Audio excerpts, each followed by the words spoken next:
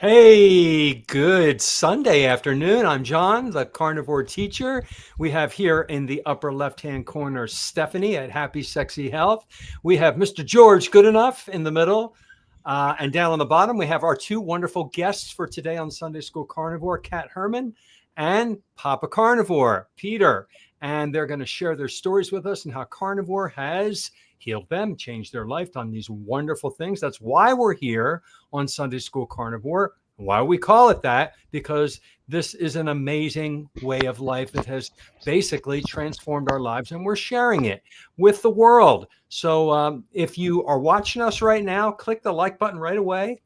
Invite people, people who aren't watching this, go and tell them to join us, give them the link, and maybe we can get some engagement. You're welcome to type questions in the comments by typing QQQ and then type your question, and we will try to get to your question and answer it with our guests.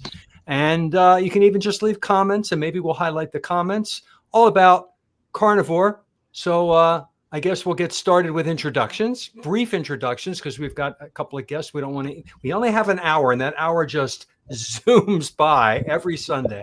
And we have two guests instead of one this time. So we want to make sure we get as much in as possible. So we'll start, and we'll go clockwise. We'll start with Happy Sexy Health with Stephanie with her beautiful hair. She's got a new hairdo today. Yeah, got a new hairdo. Tell us all about your hair. Tell us about yourself. So I'm Stephanie from Happy Sexy Health, and with my sister Nikki, we had a carnivore health transformations, and now we help other people get started with carnivore eating with a 21-day primal body reset.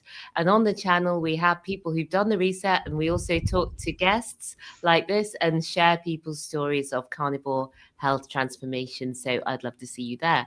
Over to you, George. Okay, so my name is George Goodenough. I'm your 60-year-old carnivore friend from Bridgewater, Somerset, England.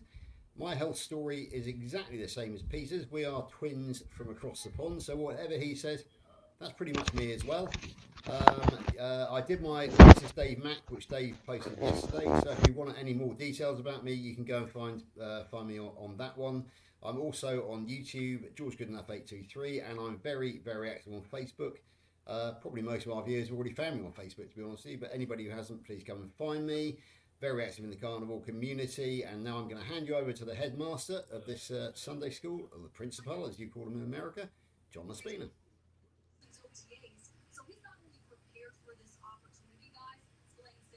John, you're muted. John, you are muted.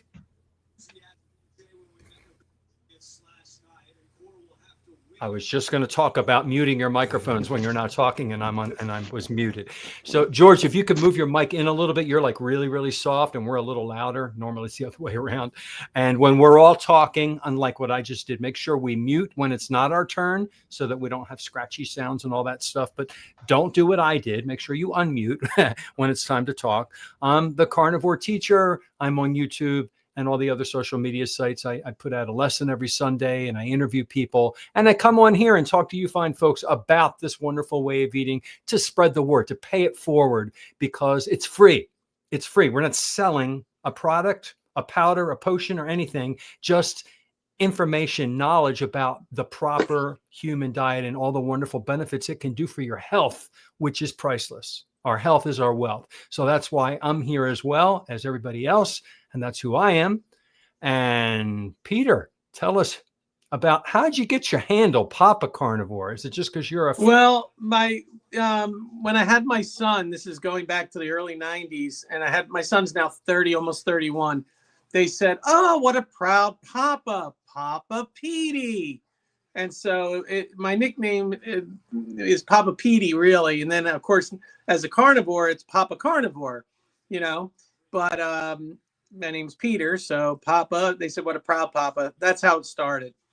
So my nickname, most people just call me Papa. Like all my friends just call me Papa or Papa Pete. But so I am 29 years old. Just kidding.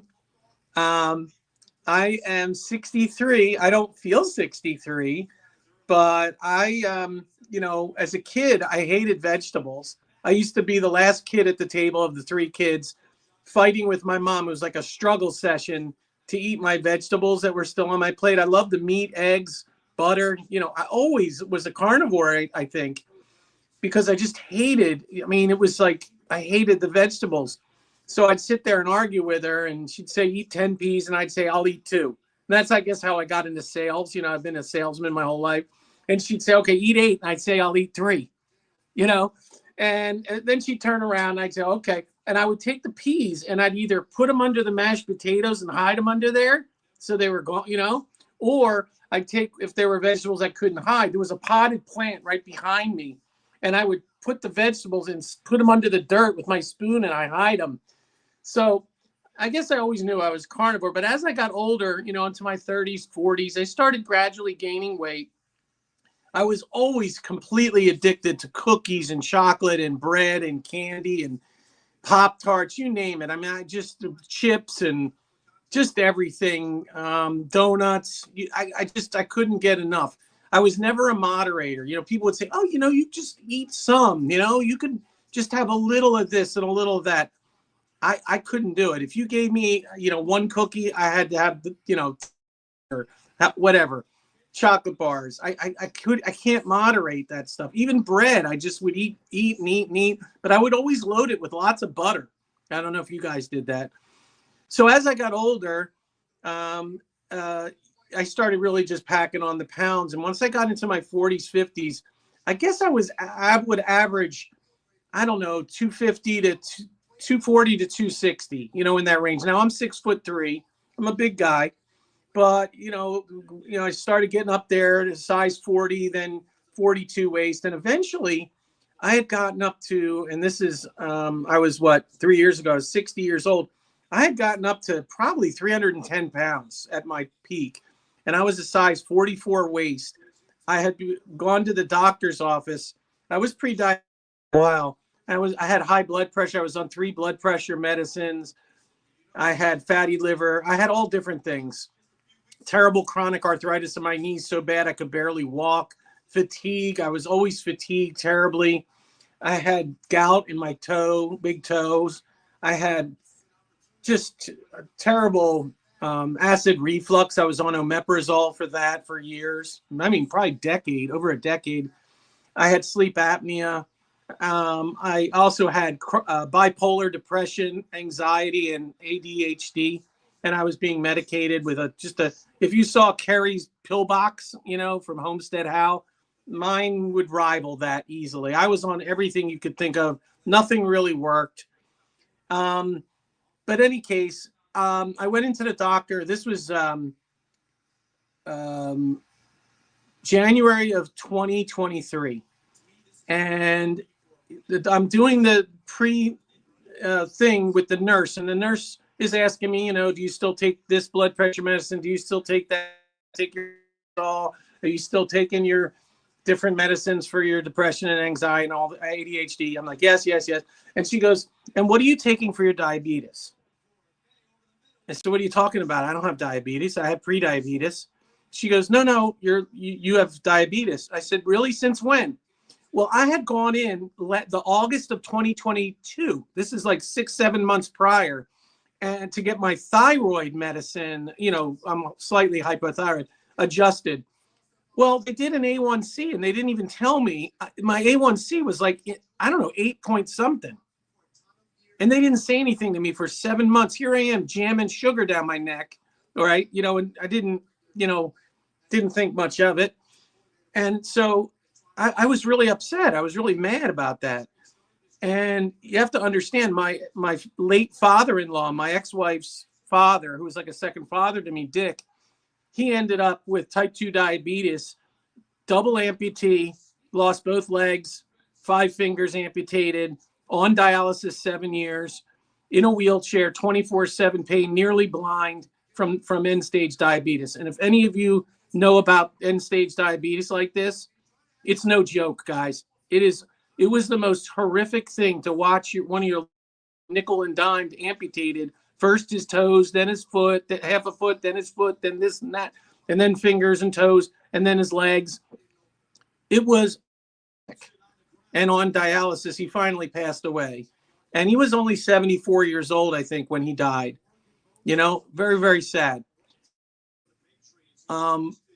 so that message was burning in my brain. Here they're telling me I'm now a full-blown diabetic, and that vision of my father-in-law is dancing in my brain.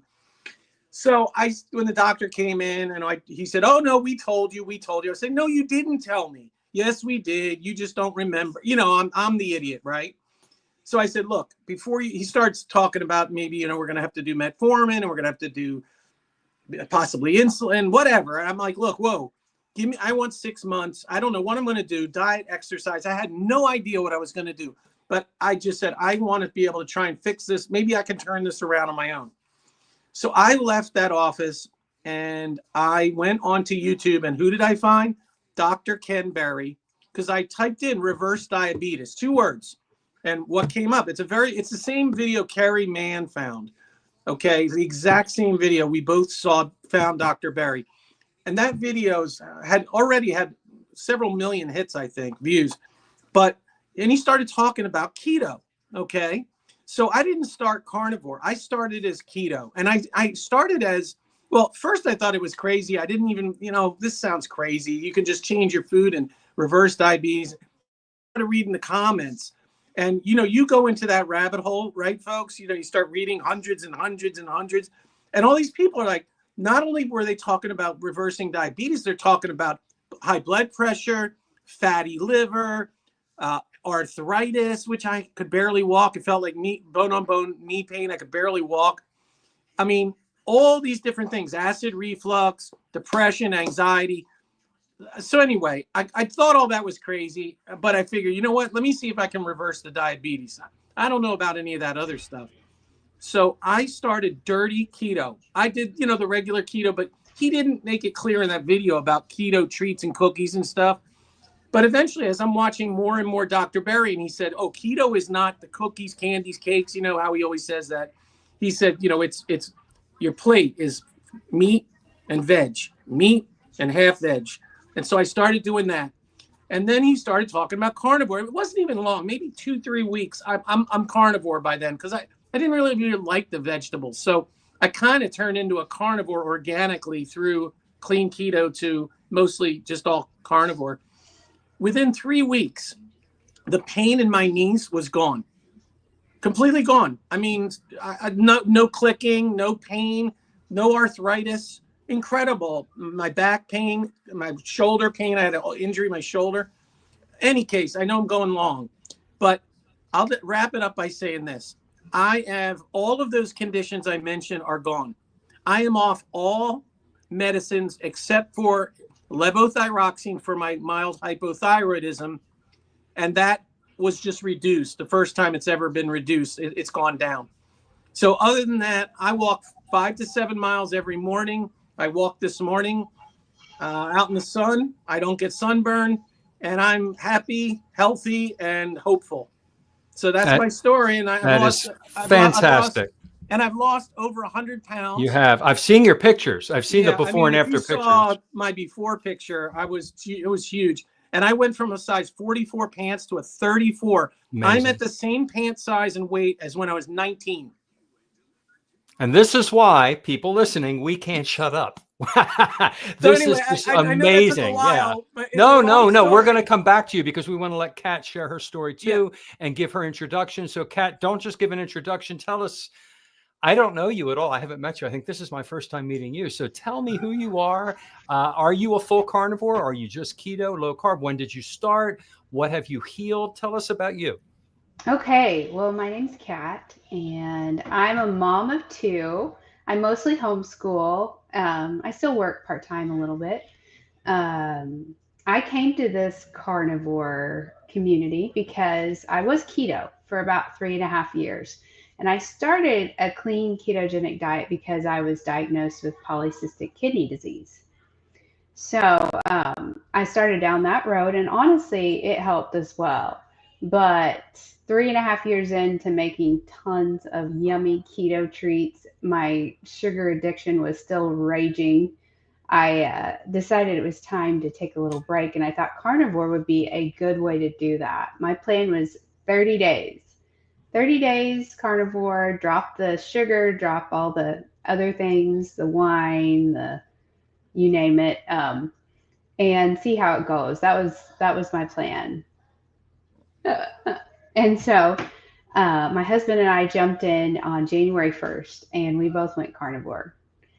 And we haven't stopped since. So it's been great. Between ketogenic diet and the carnivore diet, my estimated GFR, my glomerular filtration rate, let me say that right, has went from, my lowest was 51% right after I had my son, to now it's in the 80s.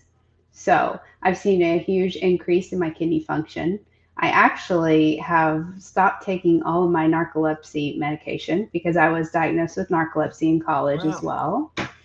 And my skin is better. My energy is better. I think my mood's probably a little bit better for the most part, except for when I'm, a tired, grouchy mom.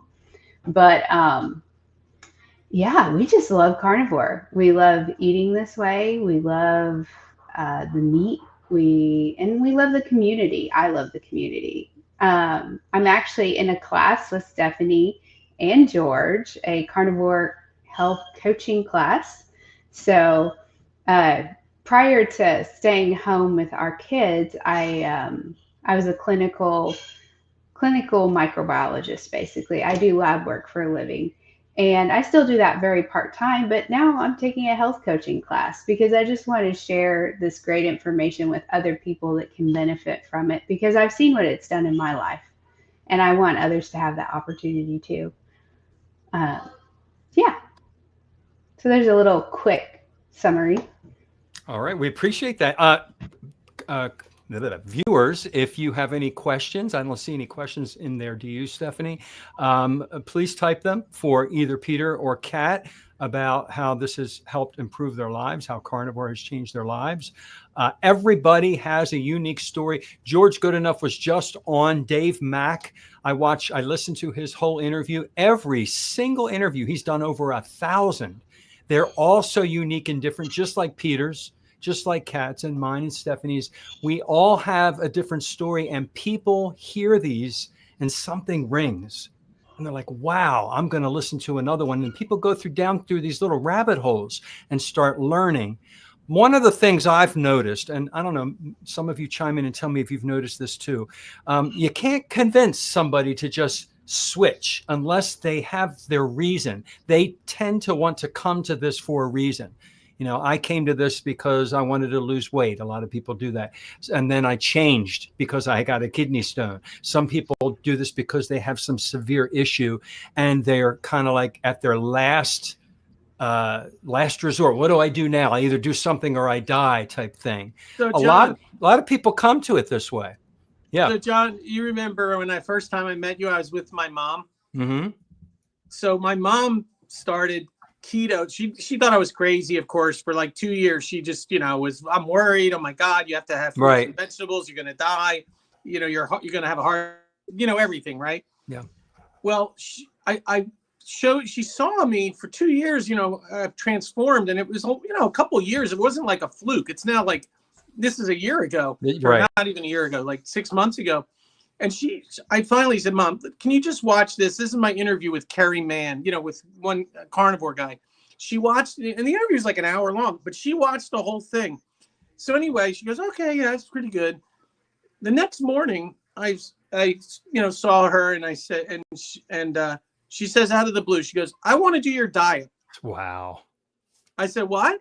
This is after 2 years of telling me I'm crazy. It's going to kill me. She goes, no, I want to do that keto thing. She heard the story. I don't know that I want to do carnivore, but I know you were doing keto in the beginning. I can do that. I think I can do that. I was like, okay. Now you have to understand, my mom's in October, she'll be 85. Right. Okay. She's been a type 2 diabetic, insulin dependent diabetic with Ozempic. Okay. So she's on both for at least 25 years. And all they've done is increase her medicines over and over and over, more and more and more and more insulin. You know how it goes, right? And they told her, this can't be reversed. This is forever. And I was like, and I've been telling her, Mom, I was diagnosed as diabetic. I've been not diabetic for 3 years, almost 3 years now. Coming up, I think I'm 960 days. 40 days, I'll be 1,000 days carnivore. You know what I mean? February 1st will be 3 years. So I just want you to know, so she's been on the keto and she's fallen off and on. You know, she is not perfect, but she's lost 25 pounds. Her doctor cut her insulin in half. They cut her Ozempic in half. So she stopped. She was talking about how she couldn't give up the bread. She said, "Yeah, remember she said that to you." Has she given up the bread yet, or is she? That's where she's weaning it down, or she was doing it. Then she had a bread thing, and then I found out she was going to Bridge and having a half a bagel, and it's like she didn't tell me. And so anyway, I was like, Mom, you can't. You know, you are a very difficult patient. You know, I said, I'm trying really hard to keep you alive, but you're a very difficult patient. She laughs. So anyway, I said, look, you can have a couple crackers. Okay. Have a couple crackers, but you can't have bagels and bread. You know, I'm trying to, massage it a little bit, John, a couple crackers versus, bagels. Did you get a chance to like let her know like the teaching part that what bread and crackers and what that is starch, and starch is glucose, and glucose is sugar, and sugar is diabetes.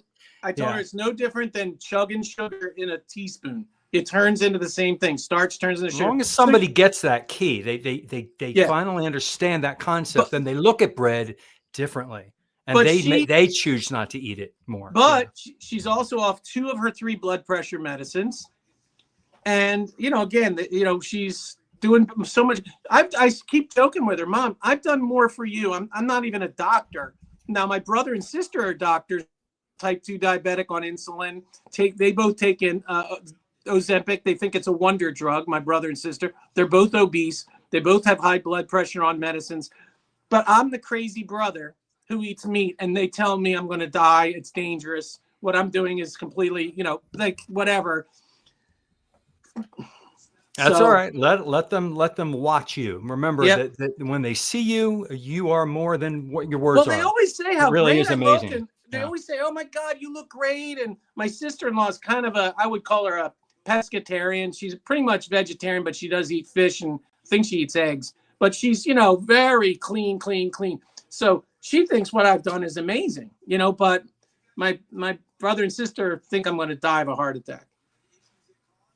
That's a common thing. How about you, Kat? What are your thoughts on relatives and trying to communicate and explain how you improved your life? Usually relatives are tricky. They don't want to listen to us. Friends will listen to us. Relatives and family tend to not. How about you? Oh, goodness. Yeah. I'd say most of my family's fairly receptive. My dad's kind of dabbled in a ketogenic diet some, and sometimes he'll say, maybe I should go carnivore. Maybe I should try it. I don't know if that'll happen or not, but I mean, he's pretty understanding of it. But I definitely have some other relatives that'll say, well, I'm glad that worked for you. And yeah. That's it. Yeah. And George, and your wife is now a carnivore. Am I correct? What they're thinking is you're keto? Yeah, exactly. They're like, I would never give up any of that. They say, so you're going to eat this way forever? And I'll say, well, I mean, if it means the difference between kidney failure and living, I think I will. And do they just kind of look at me. Do they know about your kidney issue and how you've turned it around by changing your diet? Oh yeah, they do. And they're like, oh honey, that's great. Are you going to keep eating this way? I'm like, yeah. Yeah. No, I'm going to go back to kidney failure. I know. It's like, it's helped so much. Why would I stop? And they're like, well, I just couldn't give up all those foods. It's like, okay. Yeah, it's tough. Family's tough. And friends are tough. I mean, I'm just really fortunate. My husband decided to jump on board with me January 1st, and he's still carnivore too. Because that whole 3.5 years before that, I was a really strict, clean ketogenic for the most part. And everyone else around me was eating whatever. I was the odd man out all the time. But now he's with me. So we both kind of are the odd ducks around. So that helps. That helps a lot to have the support. I will tell you, my son is 31, and we send each other pictures of our steaks and stuff. He's pretty much, he's the meat and stuff, but he's kind of more keto. Like he'll still do maybe like a sweet potato or some non-starchy veg, but he's pretty much, I would say keto, but he loves Paul Saladino. No. Now my son Yeah. is ripped. My son is ripped. He's thin, has a six-pack. He's a gym rat. So is his wife. But they're pretty clean. And my granddaughter, he sent me a picture of my granddaughter Ellie, who's 6 months old, eating like a chicken wing drumstick. It was hilarious, guys. She's loving that chicken drumstick. So. That's wonderful. Our kids are mostly animal based at this point. So we have a 10-year-old daughter and a 4-year-old son. And they eat pretty close to animal based. I mean, they still eat some other things, but I will say that's when it sometimes is challenging with family, because they'll be like, can't they just have a cupcake? I'm like, I'd really rather they didn't, because it's going to make them sick too, because they eat so clean all the time that if you give them a big giant piece of cake, it's probably going to make them feel terrible. Yeah. And our son's actually very sensitive to sugar. So when he was even just first starting to eat food, real food, he would get a rash if he ate anything with very much sugar, even fruit. And that was a big hurdle to climb with family, because they would, give him a banana and an orange, and he'd come home and have a rash and whelps. And I'd be like, oh yeah, how did it go? And I said, well, we just went ahead and gave him a banana. And I was like, okay, well, that actually has a lot of sugar in it. But it's So- fruits and vegetables. Fruits and I know. vegetables are healthy for you. You need to have more of them, right? Exactly. So that was really hard. They'd be like, It's oh, hard. we gave him some Yeah. apple juice.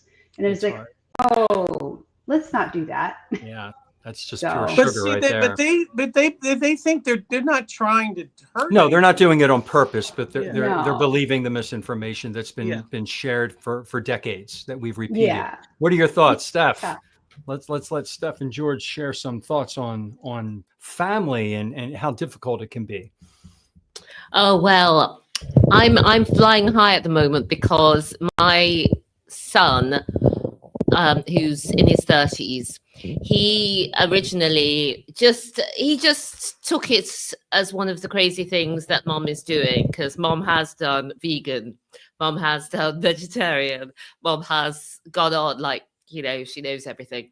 So he just sort of took it in his stride. But he did used to tease me that it was a cult, because the first couple of carnivore meetings or keto meetings that I went to were both at churches. One was actually at not a monastery. One was actually at a monastery. Then the second one was in a church. So he said, have you taken any of your disciples with you? And this is how he carries on.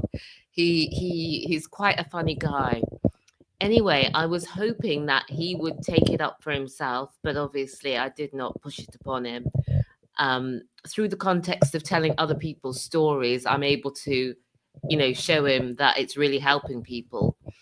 And eventually he came to us and said that he wanted to do the 21-day reset that we do, where you basically eat either carnivore or ketovore with just a little bit of vegetables, because some people have PTSD giving up the veg. And also some people need to taper down to carnivore. And maybe some people still don't even need to go all the way to carnivore. They can get enough results just on ketovore. Anyway, so I was delighted when my son said he would do this. And he, on this reset, we asked them to wear CGM, continuous glucose monitor. I was shocked and horrified, although I kept a lid on it, to see that his fasting blood sugar in the morning as a, early 30s guy was 7. I'll Google what that means in American. But it was 7, so that was high. That's in the. Do you know what that equivalates to, guys? I'll work it out and put it in the chat once I've Okay. Once I've got it. But so that's really, really poor. And I'm glad that he started this early. Unfortunately, he then went away on holiday with some friends. We used to live in Edinburgh in Scotland in the UK, and he was up there and he was not doing any form of carnivore. He's now back, And I didn't want to be like my usual mum self. Oh, Alex, when are you rejoining? What do you want to do? You know, all of this. He is a man after all. And, you know, he's got his own ideas. But he came back to me again and he said he wants to restart. He wants to restart. So he will be restarting. We've got a reset starting tomorrow and he will be on it. So I'm so grateful for that he's keen, he wants to do it, and he sees the benefit and he understands it's not just about looking ripped. It is also about your health. And I know I was supposed to give a short answer here, but he can see that I have had ovarian cancer, stage 4, and his dad has got heart issues. Neither of us are all that old. And so for him, it's very important to stay on this low carbohydrate train. So that's my thoughts. Thank you About so much for family. sharing that. That it's amazing. And when you have something like ovarian cancer or something huge that shows other people when you're on this way of eating, it's just like a guiding light. Like it is so working for me. All right. It's not just me because I don't have an issue, anything that's deadly like a cancer or anything like that. So people don't tend to want to listen to me as much, but they're absolutely going to look at you. They're going to look at Peter, who lost all this weight and is off all this medicine. George too. George, you were almost 300 pounds. Yeah, 293 pounds, and Yeah, my goodness. got down to. Can you everybody hear me now? Or? It's still a little low for some reason. I don't know why. Okay, I'll speak up. That's about the only thing I can do because I've taken every Usually measure. it's the other way, but all right. Can you hear me now? Or I can hear you. It's just a little low. okay, so yeah, I'll project my voice. I've been trained to do that in the army. Yeah, okay, so 293 pounds when I started 3.5 years ago. I got down to 168 this summer, back up to about 175 now because I've had a fairly a bit of upheaval. Just yeah, but to comment on the friends and family thing, I've just been trying to look up. I often refer to the New Testament for these things, and you've got to remember that when Jesus himself tried to preach in Nazareth, his hometown, because they knew him as the son of Joseph the carpenter. They promptly threw him out of town. So it's basically, if people have seen you from a baby up through to start at you change and you start telling the story, they don't really want to hear it because they're used to the old you. I mean, the people that I've had the most influence with, my most successful transition has actually been with my friend Dawn who's been on Sunday School Carnivore over in California. And I didn't meet her till last year. So she had no preconceptions about me. So I think a lot of the problem that we have with friends and family who've known us for years is preconceptions. And suddenly they see us go strange, a bit weird really. So therefore they want the old you back, and they don't really want to hear the wisdom from the new you. I certainly had that. To go back to when I first started back in March of 22, Lainey was very, very suspicious. My wife was very, very suspicious about the cult factor. Yes. She was afraid, and when I became friends with Lauren Tucker, who's just up the road from me, she was really worried that Laura and myself were going to go skipping off to America to go and join the Healing Humanity cult or the Carnivore cult. So she was very opposed to me becoming a member of the community for quite some time. However, things have changed. Lainey is a cancer sufferer herself. She was diagnosed in September of 2022 with breast cancer. She has had the full poison cut burn, chemotherapy, mastectomy and radiation, and because she had complications, she has had to go on to 2 years of oral chemotherapy, which she finished last Tuesday as a matter of interest. Now, it's no great surprise that Steph and Lainey have become sisters in Carnivore. They become great friends, and we are actually all going out for dinner next Saturday. Really looking forward to that, Steph. So Lainey has been inspired by Steph. She saw a couple of her interviews and how she had gone carnivore and got her energy back. So Lainey was reluctantly aware of the Otto Warburg effect about glucose feeding cancer. She was aware of Thomas Seyfried, but she wasn't really prepared to go the whole way until Steph gave her that bit of inspiration. And now she is effectively carnivore. She still will eat cauliflower cheese occasionally, and if she goes out for a meal, as we are next week, she probably will have a bit of veg as a side on the side. But she's very strong keto overall, hyper carnivore, as I told Dave Mack. So yes, she has actually found her own way with the help of Steph, but not with my help. This is the point, really. She didn't listen to me, but she did listen to Steph, somebody that she didn't even meet until April of this year. So isn't that amazing? That's my take on it. Dr. Berry shared something that I want to share with you, and this topic came up. Can you guys all make sure you mute so we don't hear feedback? Peter, can you please mute? Because that's one sec. Yeah, I think that's where it's coming from. There we go. Always mute when you're not talking, so it takes out the sounds.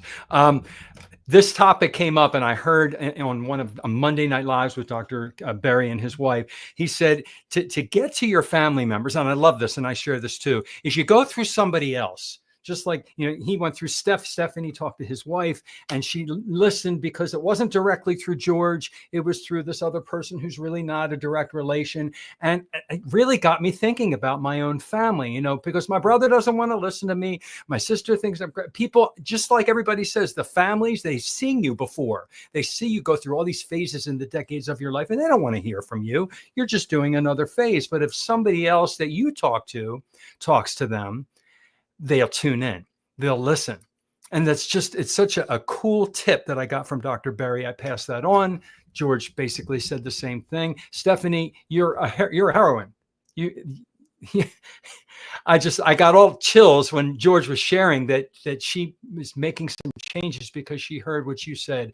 And you, of course, are a reflection of that because of the way you lived your life with the cancer that you're suffering, so that you're fighting. So I just love these stories. I get fired up when I hear, people's lives are not only changed, they're possibly saved because of taking advice and making changes. Absolutely. Yeah. Any, there's a comment. Great. Thank you. Thank you for posting that, Steph. Yes, George, you want to say something before we read the question? You're muted. Got to come off a mute. I'm yelling at people to mute. Yeah, okay. Now, how's my sound now, John? That's good. Yeah, okay, good. Now, both Steph and Lainey have been on chemo, and Lainey has only just come off the oral chemo. Now, when somebody is on chemo, they are supposed to have side effects such as fatigue, basically feeling absolutely terrible, having no energy, not being able to do anything. You should have seen Lainey and Steph at the Great British Meetup this summer. Stephanie spoke very well and obviously was very active during the day. Lainey ran the raffle. These two people were on chemotherapy for God's sake. They're not supposed to be like that. We sort of got our heads together and we realised that basically you kind of had to take the medication because it is this is life and death we're talking about. So we put our heads together and came up with this little mantra, and that is chemo fights cancer, but carnivore fights chemo. So basically the chemo is doing its job, but instead of this, but it does destroy healthy cells as well, and it makes you feel absolutely terrible. But if you cut out the seed oils of sugar and you concentrate on carnivore, you can you do negate the effects of chemo on account of the fact that, as Steph says, she's feeling in the health of her life, even though she's actually suffering from cancer. And Lainey, by and large, is the same as well. So, that's the thing. Carnivore can't necessarily cure cancer, although it has done in the past. But even if it doesn't, it can still actually give you let you live your best life when you have cancer. Shall we put it that way? Yes. It gives you the fighting edge because you're not feeding the cancer the glucose. And if you're even going one step further and doing glutamine targeting, pulsing the glutamine with certain drugs, if you can get them, or just have the knowledge of how to cook food so they have lower glutamine and exercise, you're basically doing that. And then, of course, with the chemo and any possible radiation, those are just little things on top of it that I've learned.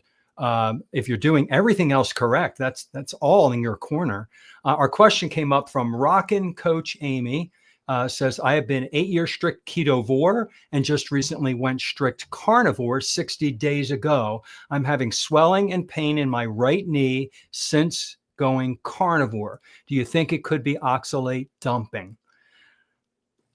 We don't know, but it's possible, because when you stop consuming large amounts of oxalates, which come from plants, the body says, okay, we're not seeing this anymore. We want to get this stuff out of our body. Let's start dumping it. And so a lot of people who go carnivore, they cut it out completely and don't have any plants at all. That's when the oxalate starts to mobilize, and it can come out in many, many possible ways, not just in the kidneys. It can come out in your joints and in your eyes and even breast, anything. So it could be oxalate. It's probably not gout. I don't know. I'm not a doctor. Gout's usually from purines and just too much going in the wrong direction with fructose, actually. But it could be. And to resolve this, what I have heard the doctors say, Dr. Berry, Dr. Chafee, Monique Attinger, Sally K. Norton, these are the oxalate experts. They say that if you think you're having oxalate dumping that's severe, is to actually reintroduce a little more oxalate into the body. Drink a little bit of black tea, soluble oxalate. The body sees it and it slows down those symptoms. It doesn't hurt as much. So it comes out slower instead of all at once causing a lot of pain. Yeah, John, I was just going to mention Sally K. Norton. She wrote the book Toxic Superfoods. Right. Amy, I'm sure you have the book. If you don't, get the book, Toxic Superfoods, Sally K. Norton. Exactly where I was going to go, John. Yeah. And I would just say, Amy, if you are having spinach, nuts, particularly almonds, I'll bet you were having all the keto stuff with almond flour, which is concentrated almonds. Like a lot of the keto treats, it's all made with almond flour. Almond milk. I used to drink gallons of almond milk with my cereal. I thought it was so healthy. And I used to eat pistachio nuts, and cashews are high. So all those nuts and spinach are very high. Black tea, if you were big into black tea before. But like John said, in order to slow down that swelling just temporarily, drink a little black tea, regular black tea, like Lipton, whatever tea. And that'll kind of slow it down because you're reintroducing a little oxalates. But this is going to go away, Amy. I promise you. I told you this before. This is a temporary thing. I had oxalate dumping through my eyes, through my tear ducts. Felt like little shards of glass coming out of my eyes, like sand almost. And it went for like 2 weeks, and my eyes were just watering and just terribly itchy. And it went away. 2 weeks. One day I woke up, boom, it was gone. Yeah, that's interesting, because Lainey's going through exactly the same thing now herself. She's got the conjunctivitis. She says it feels like crystals. Yeah. She went carnivore fairly recently, so almost certainly oxalate dumping. Yeah. Have we met, Sally K. Norton as yet when it comes to oxalates? Say, have we had her on, you mean, or what? No. Tonight, have we mentioned Sally K. Norton? Yeah. Sorry, I was reading the chat. Oh, yes, we were just discussing her. Yeah, I said for Sally Amy K. to get. Norton she is the expert. Yeah. Amy, did you have any thoughts on this? Everybody, please mute except who's talking. Amy, I don't know if you heard that. Did you have any thoughts on either this topic about the You're getting oxalate mixed up between dumping? Amy and Kat. It's Kat we got tonight. Amy's in. Oh, okay.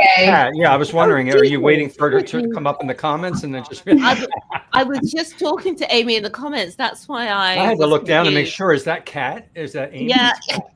I'm sorry. You can see who you're dealing with here. That's Oh, all dear. right. You're human. So Amy, sorry, am I doing it again? No, it's because we've got Amy's comment up.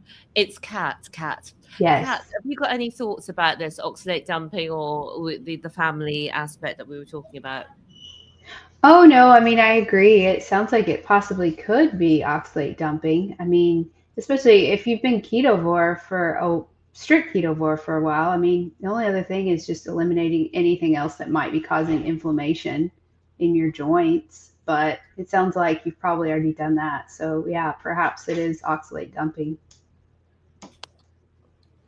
So no, not a lot else to add to that. Yeah, we're with oxalate. It's not. You can't diagnose it. Even Sally K. Norton and the experts, you can't. We just assumed, looking at all the criteria of, okay, you were eating ketovore, then you went carnivore and stopped everything. We're just assuming that it is oxalate. It could be something else, but it points to oxalates. I had, like Peter, and I think Lainey, I had in this eye, the upper eyelid underneath, I thought I had something that I got stuck in there. I flushed it out and weeks went by. And I eventually went to the eye doctor. I said, I've got something wrong. They didn't see anything. They never heard of the word oxalate, which scared the heck out of me that a doctor didn't even know what that was. And then I realized what it probably was. I had to flush out an oxalate, which was, rubbing every time I blinked. I was still dumping. Even after my kidney stone, I had it in my eye. And every 3 or 4 months, I get this achy feeling, but I'm not sick. That goes away in 2 or 3 days. And some people have told me that could also be my body is still dumping oxalates from the many, many years of consumption, because it doesn't come out all at once. It comes out in waves over years, depending on how much you consumed in your life. Sally said it could actually be up to 5 or even more years. 10 years, exactly. Yeah. It says that in her book. So she in her book, she has a wonderful, it's a very large book, and it gives you plans on how to slowly do this so that you're not hurting. And she gives you diet plans and regimens and foods to slowly, because you don't want to stop. People who say, I'm going to jump in and go 100% carnivore, I cringe when I hear that. As wonderful as that is and how wonderful the carnivore diet is, I cringe because I know about oxalate dumping, and that could be in their future, depending on what they put into their body before that. And so I often have to bring up this topic and say, I encourage you to ease into carnivore, because the body has to get used to it. And you may experience not only electrolyte imbalances, but severe oxalate dumping. And you want to know what that is and how to treat it when it happens. So these are things we need to consider. Good question. Yeah, very good. Any other questions there, Steph, or comments in Yeah. we did have a comment, but I seem to have lost it. Oh no.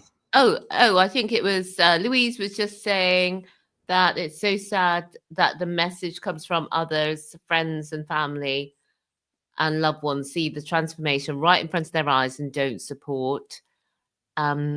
I think it is a mixture, isn't it? Most of us find it's a mixture. Some friends and family are very supportive, but they just don't want to do it. And others are trying to get you back. You know what? A lot of it, Stephanie, timing. Look at my mom. The timing wasn't right for 2 years. Just continue to be that shining example, right? There's no one going to come and save you. I learned this. No one's going to come and save your health, right, guys? Dr. Kilt says this all the time. Who is responsible for your health? You. So they can say whatever they want, but I will tell you, there will come a time where something's going to happen to them, possibly, right? Maybe never. But if it does, and how healthy you are and how great you're doing, how thin and vibrant, right? Even look at Stephanie's son,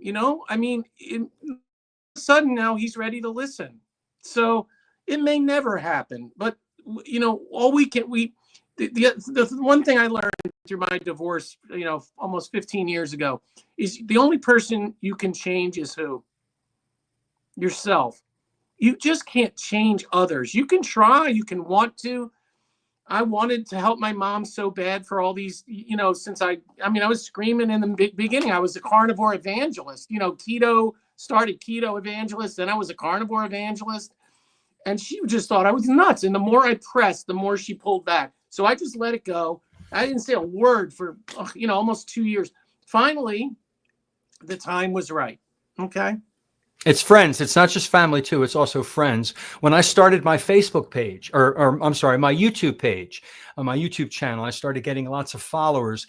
I would post it to my regular Facebook, George, like the one that you're you're populating and doing wonderful work on. I had only my personal one, and I noticed all my friends, and I have a lot of friends from when I used to teach in Maryland, and all my teaching friends here in Florida, and just I have hundreds and hundreds of friends. Not a single comment. Not one single comment. And I would post my teaching videos and comments. Nobody wanted to hear it. So I started a second Facebook channel. Everybody please mute. I did a second Facebook channel that was more business, so I could post just that. I can't talk with the echo. Somebody needs to mute. I'm sorry. Is it me? It's not me. I'll put myself back on mute. Is everybody on mute? There it goes. Okay. And there, it's better. I don't know why. I can't concentrate when I hear myself in my ear.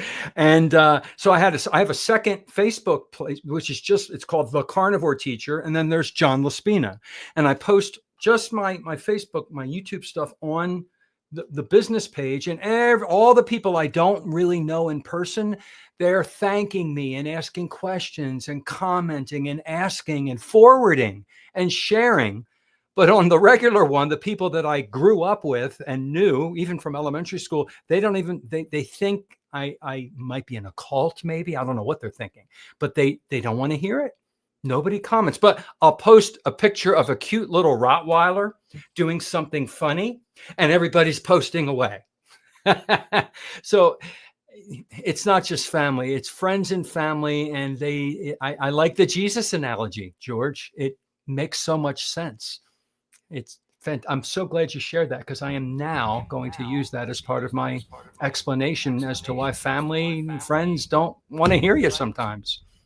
Yeah. Reference I was looking for. So if I can just read it, it is yes, Mark, please. Verse 4. Okay, Jesus said to them, "A prophet is not without honor except in his own town, among his relatives, home." There we go. If the man said it, then who are we to argue with that? I remember that. When you referenced it earlier, didn't read it this time, but I remembered learning that, and it rang a big bell. I love learning. I just never stop learning. And Georgie just taught me something today that I can use. I love that too. And something my husband and I have talked about a little bit before was, I'm 40, so for 39 years I didn't eat this way. And even being clean keto for 3.5 years prior to that, I was pretty set against going carnivore. So it took me this long. Maybe their moment just hasn't come yet, like you were saying. When the moment's right for them, they'll see us or see what they need to see in order to make those changes that they need to make in order to be more healthy. Definitely. Before we end the show today, what kind of dog do you have, Kat? Oh, goodness. We have 3 dogs. The one that you can hear is a Saint Bernard, though. Oh, I love them.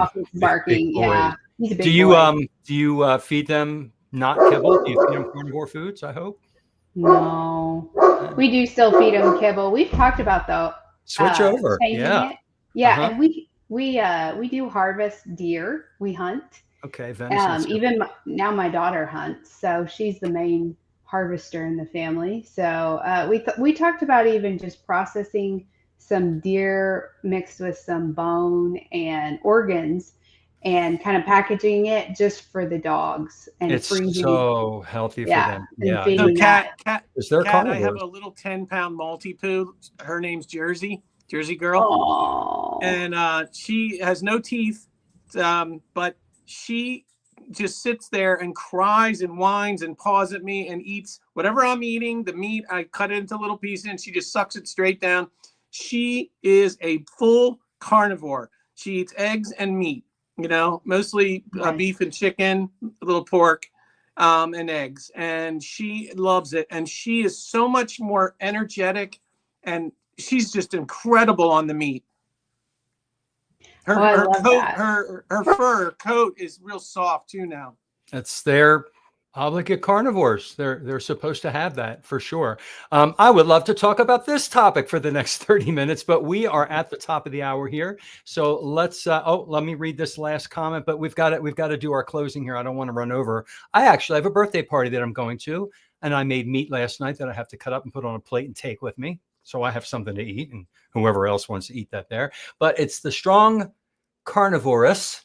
It's always so sad that the message comes from others, family, friends, and loved ones who can see your transformation right in front of your eyes, but still will not support you. Did we read that one yet? Yeah. We did. Okay. Yeah. Yeah, we read just a that one. quick shout out. That is my friend Louise, actually. The Okay. Carnivore. It is, So, it is. thanks, Louise. Yeah. All right, Steph, tell us where we can find you and learn more about you. Yeah, it was great to be with you in the comments today, and now I'm commenting on John's channel, so most of you will be able to see it. So that felt really good, and it's lovely seeing all the familiar names come up and a few new names who we've welcomed along, who are joining us for the first time tonight. So to keep this short and sweet, I'm Stephanie, and you can find me at Happy Sexy Health. I've got a YouTube channel here, and I would love you to subscribe and join us for videos as well. Over to you, George. Short and sweet, George. Yeah, okay. So tonight a new side of me has come out. That's my New Testament, which I keep in the, and it's quite useful to refer to. George Goodenough. That was very short and sweet. You got cut off. All right, do it again, George. You got cut off most of it. Okay, no worries. Okay, George Goodenough 823 is my channel, and I'm George Goodenough on Facebook.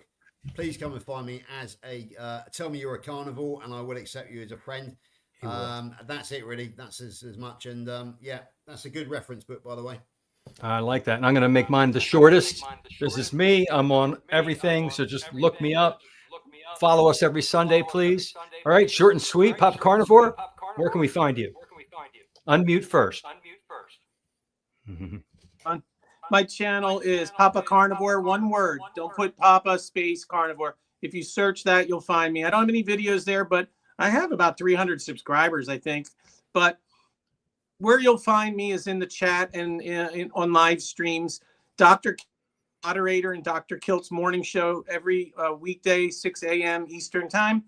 Also at 7 a.m., Old Guy Carnivore. If you look up Old Guy Carnivore, I'm now a moderator. I just 2 days ago became a moderator for Mitch to help out Mitch. And also Target Prime Rib, which is Thomas. If any of you know Thomas, I'm going to be a moderator in his channel as well. But I'm everywhere. You know, you guys will see me. I'm in the chat just about every carnivore show. Thank you. And Kat Herman, where are you from, by the way, Kat? I live in Tulsa, Oklahoma. Okay, we didn't get that from you. Mm-hmm. Yeah. You can find me at Kairos for Health. That's my very, very tiny YouTube channel, but hopefully I'll be growing it. Spell that for us. At Kairos for Health. So Kairos for Health. So Kairos from the Greek word from the Bible. You should look it up. It's really great. And you can also find me at Herman_Catherine is my Instagram. And then on Facebook, I am Catherine Herman as well.